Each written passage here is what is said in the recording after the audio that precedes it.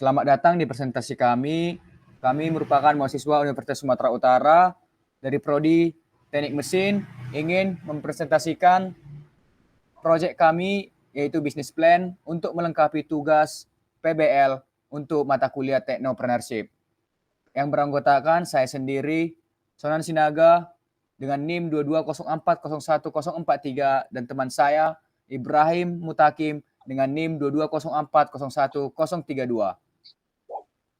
Kami mengambil konsep yaitu warung telekomunikasi. Deskripsi.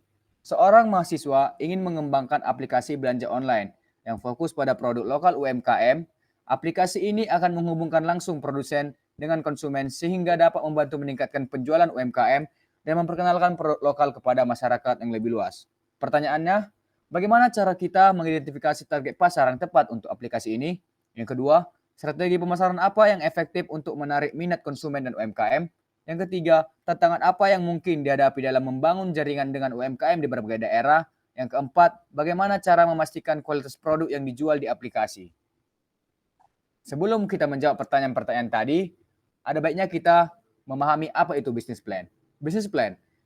Business plan adalah sebuah dokumen tertulis yang menjelaskan rencana perusahaan atau pengusaha untuk memanfaatkan peluang-peluang usaha atau business opportunities, keunggulan bersaing, atau competitive advantage suatu usaha, serta menjelaskan berbagai langkah yang akan dilakukan seperti pemasaran, permodalan, operasional, dan pengorganisasian sumber daya manusia untuk menjadikan peluang usaha tersebut menjadi suatu bentuk usaha yang nyata. Berikut adalah manfaat dari business plan. Business plan mempunyai manfaat yaitu untuk investor. Untuk investor sendiri, investor dapat menentukan apakah suatu usaha layak untuk mendapatkan investasi atau tidak. Untuk stakeholder, individu atau organisasi eksternal atau pemerintah daerah, kepala desa dan lain-lain untuk menentukan apakah suatu bisnis layak untuk diberikan izin atau tidak. Untuk entrepreneur atau pengusaha, business plan membantu dalam memutuskan apakah bisnis yang direncanakan dapat dimulai atau tidak. Mengelola ide bisnis sehingga dapat memulai menjalankan suatu ide bisnis dengan jaringan yang tepat. Menjelaskan ide bisnis kepada lembaga keuangan seperti bank agar mendapat pinjaman. Berikut adalah keterhubungan, peluang, sumber daya, dan tim dalam bisnis plan. Jadi, mereka berkaitan di mana tidak dapat lepas satu sama lain. Dan pentingnya sustainability yaitu untuk lingkungan, komunitas, dan masyarakat. Rencana bisnis juga memerlukan prinsip situasional. Rencana bisnis akan cepat menjadi usang jika kita tidak mengikuti perkembangan. Entrepreneur atau technopreneur dituntut untuk bertindak cepat, tapi juga harus sabar dan ulet. Kita harus mengetahui juga apa itu rencana bisnis. Kita dapat menggunakan rumus 5W dan 1H. Seperti produk apa yang akan kita buat, mengapa produk itu dibuat, bagaimana membuat produk, siapa pasarnya atau pembelinya, kapan produk itu harus dibuat, di mana produk akan dibuat atau di mana bisnis akan dilakukan. Berikut adalah ciri-ciri rencana bisnis yang baik. 1. Singkat dan padat. Yang kedua, terorganisir, rapi, dan penampilan menarik. Yang ketiga, rencana yang menjanjikan. Yang keempat, hindari melebih-lebihkan proyeksi. Yang kelima, kemukakan risiko-risiko bisnis yang signifikan. Yang keenam, tim terpercaya dan efektif. Yang ketujuh, fokus. Yang kedelapan, target pasar. Yang kesembilan, realistis. Yang kesepuluh, spesifik. Yang kesebelas, mencakup 10 sampai 20 halaman. Ini merupakan hal-hal yang diperlukan atau bentuk forma rencana bisnis. Yang pertama adalah halaman depan, yang kedua daftar isi, yang ketiga rangkuman eksekutif, yang keempat penjelasan tentang perusahaan, yang kelima ada pemasaran, keenam barang dan jasa yang dihasilkan, yang ketujuh usaha meningkatkan penjualan, yang kedelapan permodalan, yang kesembilan adalah lampiran. Apa itu perencanaan? Perencanaan adalah aspek yang sangat penting bagi kesuksesan suatu usaha. Itu memperhatikan 3 hal yang penting, yaitu kemana kita akan menuju. Yang kedua, di mana posisi kita sekarang. Yang ketiga, bagaimana kita akan mencapai tujuan dari posisi yang sekarang. Dasar-dasar atau isi bisnis plan. Suatu bisnis plan sebaiknya memuat hal tersebut. Lembar judul atau ringkasan eksekusi. Yang kedua, peluang. Yang ketiga, produk jasa yang diberikan atau direncanakan. Yang keempat, analisa kondisi pasar. Yang kelima, formulasi strategi. Yang keenam, analisa finansial dan analisa risiko. Yang ketujuh adalah lampiran, data pendukung dan sebagainya. Berikut adalah ringkasan eksekutif. Yang bisa kita lihat, ringkasan yang menjadi titik perhatian atau highlight perencanaan bisnis kita.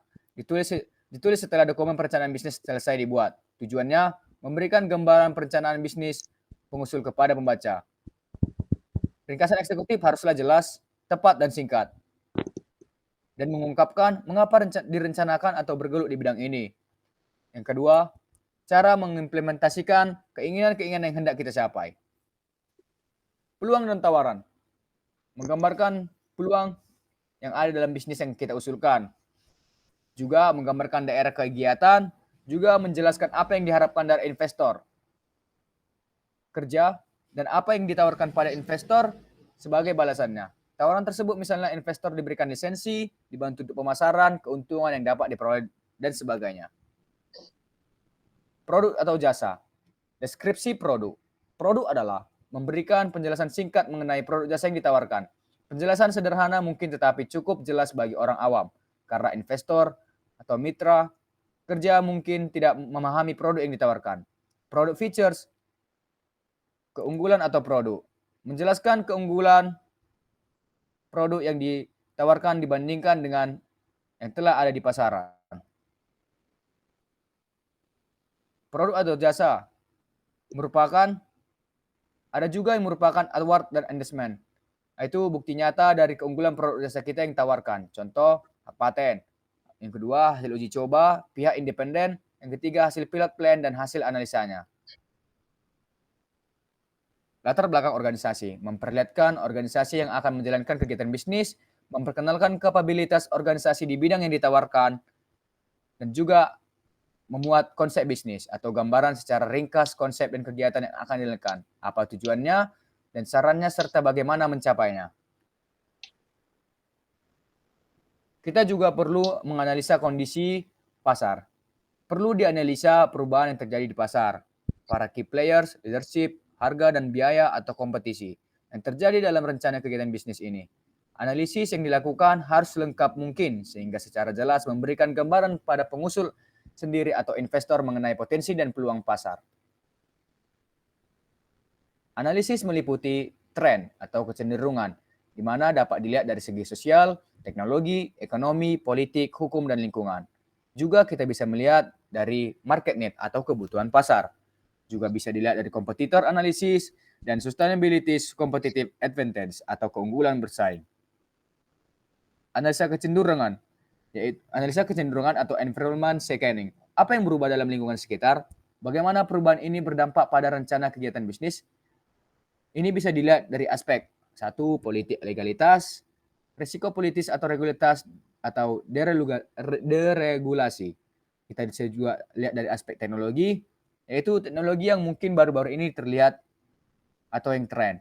Yang ketiga ada sosial, yaitu nilai-nilai budaya setempat, populasi dunia, usia, dan lain-lain. Yang keempat ada ekonomi, di mana kita bisa melihat aspek pertumbuhan ekonomi sekitar, perdagangan nasional atau internasional, dan globalisasi. Yang terakhir ada lingkungan, di mana kita harus juga memperhatikan sumber daya alam, migrasi flora fauna, dan pemanasan global, dan lain-lain. Kesemuanya merupakan faktor yang saling terkait dan berhubungan. Untuk presentasi selanjutnya dilanjutkan oleh teman saya, Ibrahim Mutakim. Baik, analisa kebutuhan pasar. Menggambarkan secara jelas kebutuhan pasar akan produk atau jasa yang ditawarkan. Menggambarkan market niche dari produk jasa yang ditawarkan. Next. Peluang dan potensi pasar. Potensi pasar adalah seberapa banyak produk atau nilai barang yang dibutuhkan pasar. Hal-hal yang meliputi adalah jumlah penduduk, pendapatan, dan daerah atau negara yang dibuat. Peluang pasar mencakup harga yang lebih murah, kualitas lebih baik, produk baru, delivery lebih cepat, dan sebagainya. Sesuatu yang lebih baik dibandingkan dengan produk yang telah ada. Competitor analysis. Competitor analysis adalah pertanyaan-pertanyaan yang merupakan yang dapat dianalisis seperti berapa pesaing yang ada, apa kekuatan dan kelemahan mereka, apa yang mendorong kompetisi, dan apa yang menjadi andalan mereka. Next. SWOT analysis. Mengelompokkan faktor-faktor yang berpengaruh terhadap bisnis menjadi faktor internal, yaitu strength dan weaknesses, atau kekuatan dan kelemahan. Faktor eksternal seperti opportunities dan threats, peluang dan tantangan. Strength. Strength adalah mengidentifikasi kemampuan yang kita miliki untuk dapat mencapai tujuan. Mengidentifikasi kompetensi spesial kita yang tidak dimiliki oleh para pesaing kita. Mempertahankan keunggulan bersaing terjadi jika pesaing tidak dapat meniru kompetensi spesial kita. Next. Weaknesses.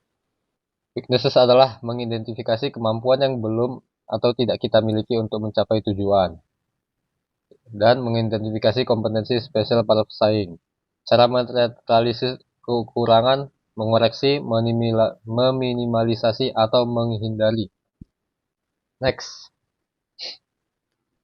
Opportunities. Opportunities adalah mengungkapkan faktor peluang yang timbul di lingkungan eksternal. Jika peluang terlewatkan, maka besar kemungkinannya para pesaing akan memanfaatkannya. Threats. Kondisi yang ada di luar yang dapat mempengaruhi usaha. Tantangan dapat dinetralisir dengan manajemen yang baik atau hindari. Jika tantangan yang ada sangat kuat, mungkin perlu reorientasi kegiatan atau usaha. Next. Analisa keunggulan bersaing. Elemen-elemen keunggulan bersaing seperti potensi keunggulan bersaing, keahlian teknologi, sumber daya, dan lain-lain. Posisi keunggulan bersaing adalah kapan, di mana, dan bagaimana kita bersaing. Kinerja yang dihasilkan seperti kepuasan, loyalitas, market share, dan keuntungan. Next. Formulasi strategi. Dari hasil analisa situasi di atas, perlu diformulasikan suatu strategi yang akan dilakukan dalam bidang pemasaran, produksi, dan pembiayaannya yang dijabarkan dalam rencana pemasaran, rencana produksi, dan pembiayaan. Perencanaan strategis dimulai dengan penentuan tujuan. Tujuan atau sasaran menyatakan apa yang akan diraih dan kapan hasil dapat diperoleh. Strategi menyatakan bagaimana hal tersebut dapat terjadi. Next. Production plan. Rencana pengembangan dan produksi. Memberikan penjelasan pemikiran bagaimana rencana pengembangan produk dari saat ini sampai ke tahap produksi akan dilakukan. Apakah produksi dilakukan bertahap atau produksi melalui skala pilot atau semi commercial scale dan sebagainya. Marketing plan, rencana pemasaran. Memberikan penjelasan bagaimana rencana produk dipasarkan, tahap apa yang akan dilakukan untuk memasarkan produk, metode apa yang akan dipakai, dan sebagainya.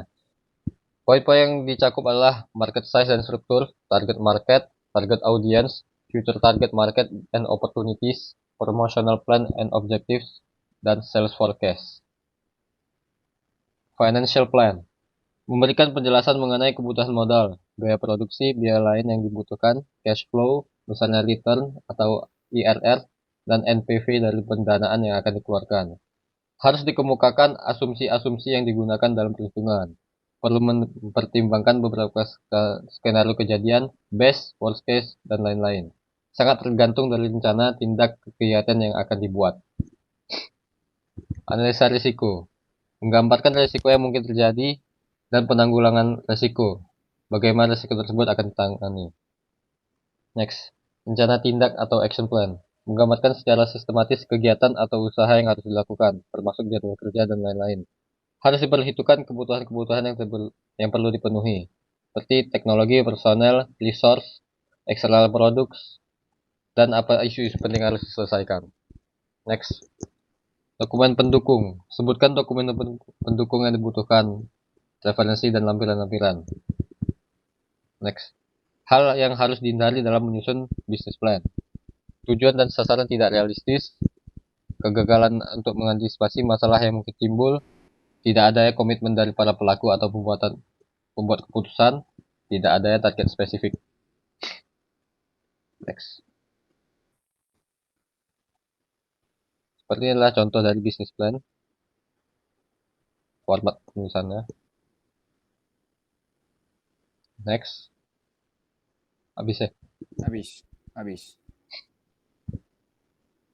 Sekian dari presentasi kami. Semoga bermanfaat. Terima kasih. Selamat siang.